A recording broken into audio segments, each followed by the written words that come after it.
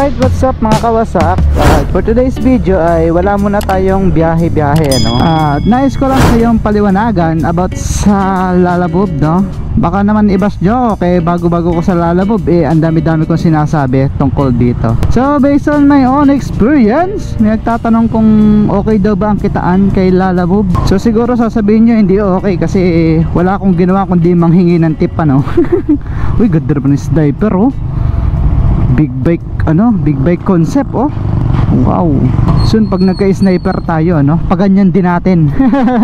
Kailan kaya yun? So yun, okay ba yung kitaan kay Lalamove? Yes po, okay po. Based on my own experience lang ha. May nagsabi din sa akin na balak na daw niyang mag-resign sa trabaho at maglalamove na lang. So kung ako ang tatanungin is mas maganda pa din ang may trabaho kasi passive income mo na yan. So every quincenas is may aasahan kang sahod. Hindi tulad sa Lalamove, kada sipag mo doon ka magkakasahod, no?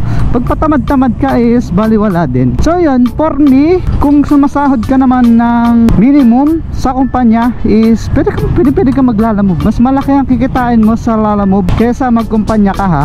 Kung ano lang ha, kung minimum lang yung sahod mo ha, pwede ka maglalamove. Pero kung above minimum na lang is gawin mo na lang sideline ang Lalamove, extra income ba. Pero kung above minimum ka na is wag na muna, no? Pag-aralan mo muna. So dito kasi sa experience ko lang, hindi pa kasi ako nag-whole day magbiyahe kay Lalamove. So may target ako pagka nakalimandaan ako, kahit anong oras pa yan is umuwi na talaga ako, no?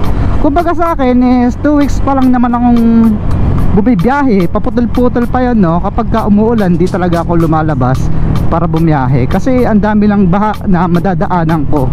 Baka mamaya hindi ko pa ma-deliver yung booking na tinanggap ko, no? Tsaka napakahirap din bumiyahe ng umuulan, lalo't may cellphone ka pang laging kailangan pindutin, no? So yun lang, kung masipag ka naman talagang bumiyahe, kung sisipagan mo, syempre sa una talagang nakakatamad yan, maninibago ka pa sa environment mo tsaka sa working lifestyle ba yun? Kasi nakamotor ka na, no? Mas nakakapagod pala guys ang nakamotor kesa sa nagtatrabaho ko sa loob ng kumpanya. So sa kaso ko is parang nalungkot ako nung parang na-stress ako, didepress ako kapag kakunti lang yung kinikita ko kasi hindi pa naman ako hindi pa ako mamaghapunan na biyahe kay Lalamove. Ang katamtaman ko lagi, ang normal kong uwi is 11 o'clock pagka naka 450 pesos ako. Labas na kay Lalamove dun ha, naka 450 or 500 above, ganun. So single booking pa lang yon, no? Hindi pa ako nagdo-double booking katulad ng mga napapanood ko kasi nalilita pa ako masyado so parang hindi ko pa kaya yon. Single booking pa lang yon sa 450 mula 8 to 11, 8, 9, 10, 11 o 3 hours. So makaka 400 plus ka na. Pagpalagay na natin 500, paano pa kaya kung maghapon? Tapos alas 8 pa ako lumalabas yan ha. Paano kung lumabas pa ako ng alas 6, no? O kaya alas 7? Sa isang oras na biyahe mo is malaki ng kaibahan yan sa kita mo. Malaki ng dagdag sa kita mo yung isang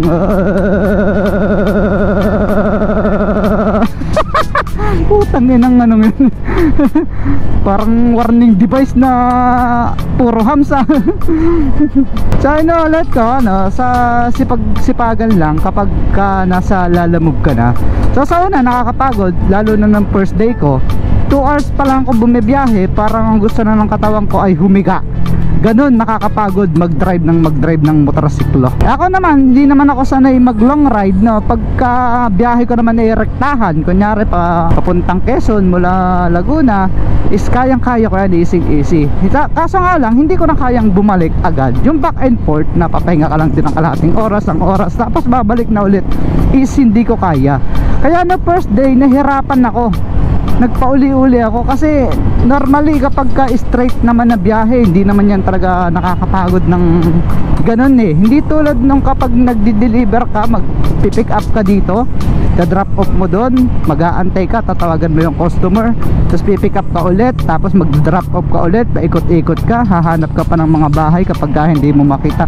So yun yung nakakapagod, no? Kaya sa una lang yan nakakapagod guys. At kung Lalamove ka naman mga kawasak is ito lang naman ang mga requirements na hiningi sa akin ni Lalamove. So kung may kulang man is i-research nyo lang, no? Baka sa iba ibang content is may mas full details silang paliwanag kung ano ba talaga ang kailangan nila Lalamove. So ang kinuha lang sa akin is syempre ang aking lisensya, kailangan yan. By the way, online lang lahat ng ito, no, sa Lalamove driver app. So kinuha yung lisensya ko, hindi naman kinuha, pinicturean lang pala, or mas maganda scan, pero picture okay na. So pinicturean ko yung lisensya ko at hiningi din nila yung ORCR ng gagamitin kong motor. Hindi ko lang sigurado kung meron silang required na year model pataas, ganon, kasi sa Grab meron eh, sa Grab sasakyan ba yan, Grab taxi, meron silang required na year model ng motor eh.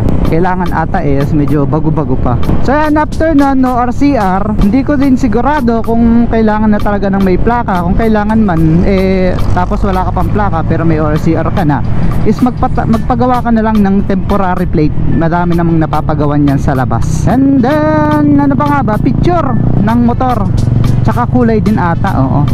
Yan, plate number din lalagay din doon, tapos picture ng motor mo. Likurang bahagi ata yung kinuha sa akin kung di ako nagkakamali, kasi kailan pa yun, February pa ata ako nag-register kay Lalamove.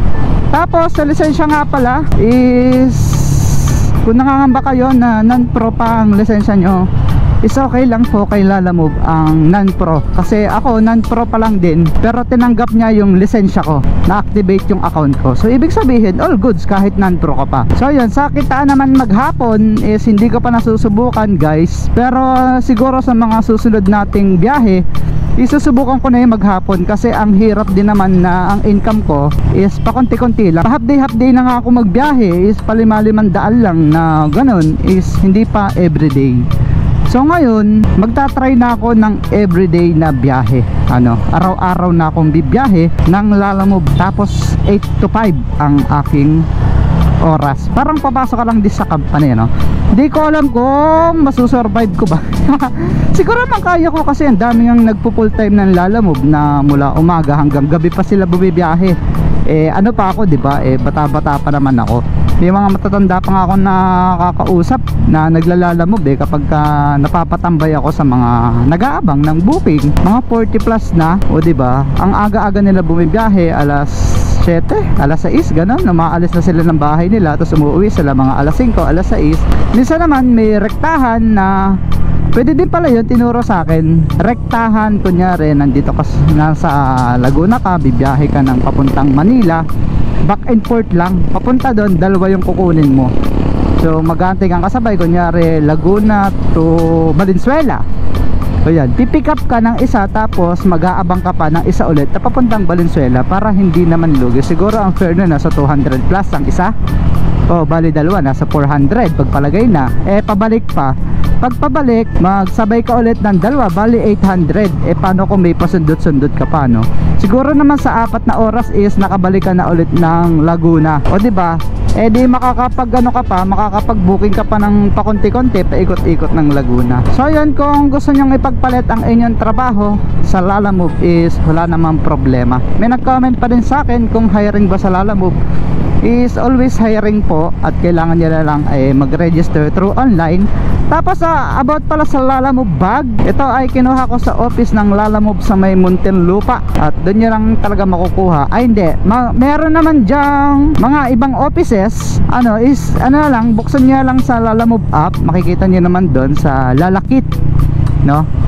Makikita na doon kung alin bang office ng Lalamove ang pinakamalapit sa inyo. Pwede naman kayo mamili doon. So sa case ko, ang pinakamalapit sa akin ay sa Muntinlupa, kaya itong Lalamove bag ko doon ko nabili, sa office ng Muntinlupa, no? So kayo na bahala guys, kung gusto nyo bang mag-Lalamove, try nyo din. Kasi sa ginawa ko kasi muna is nagtry ng paisa-isang booking, kung matitrepan ko ba yung pag-deliver dito sa Lalamove habang may trabaho pa ako, no? Kapag rest day ko, Sumusundot ako ng paisa-isa. At yun, okay naman pala. So hanggang tinuloy ko na lang, hindi na ako nagpa-regular dun sa aking trabaho. At hindi ko din alam kung i-regular nila ako. Inis kasi yung mga Chinese sa akin eh. Kasi hindi naman pangit yung performance ko doon. Kumbaga kung ano yung pinapakita nila sa akin, isinusukli ko lang sa kanila, no. Kasi alam ko namang hindi din naman ako aasenso sa ganong klaseng trabaho. At least dito, no, sa sipag ko nakadepende ang pag-asenso. Hindi naman totally asenso yung paglaki ng kita ko. So sa kaso kong doon na hindi naman ako minimum doon eh. Above minimum ng kauntian lang naman. Hindi naman ganong kalaki. Parang hindi mo ramdam pag sumahod ka eh. Sa overtime na lang nagkakatalo, no. Kaya din naisipan ko maglalamove is para alam mo yon, may upload na tayo lagi. Hindi tulad ng may trabaho ko, no. Hindi ako nakakapag-vlog, hindi ko nagagawa yung gusto ko. At anyway, sa mga nagba-vlog tapos naglalamove, no, napakalaking pakinabang pala na nagba-vlog ka. Hindi mo naiisip yung oras habang nagdi-deliver ka, imik ka ng imik na, oy, 2 oras na pala akong bumibiyahe. Tapos imik ako ng imik. So hindi nakakainip sa biyahe, ano, imik ka ng imik. Tapos hindi din nakakaantok. Yun yung pinakamahalaga. Hindi ka inaantok sa biyahe. So ako, hindi pa talaga ako nagmamaghapunan AM to PM na biyahe. So pinakamatagal ko na ata 8 AM to 1 PM nung inabot ako sa Imus nun. Napaganda yung ano ko eh, yung mga dumadating na booking eh. Kaya kaya hindi muna ako umuwi nun, inabot ako alauna. So kumita ako doon ng 500 plus. Kasi nga may kalahating oras din ako nating ganun, nagpahinga ako eh. So yun lang guys, no, kung gusto nyo talagang mag-shift sa Lalamove, so i-explore nyo muna. Kung may motor naman kayo, may lisensya, habang may trabaho kayo, explore nyo muna, mag-register kayo. Online naman yan, kaya walang hassle mag-registro, no. Tapos kapag ka nagustuhan nyo, natripan nyo, isaka kayo bumitaw sa inyong trabaho at i-full time nyo itong Lalamove. Okay naman ang kitaan dito, kaya nyo maka 1,000 per day. So ako, susubukan ko sa mga susunod, siguro next month maglalagay na ako ng quota. Dapat maka 1,000 ako bago ako umuwi. So yun lang guys, no, nasa inyo yung decision kung anong mas trip nyo sa buhay, kung anong makakaganda sa buhay nyo. Yan lang, ride safe always mga kawasak, and peace.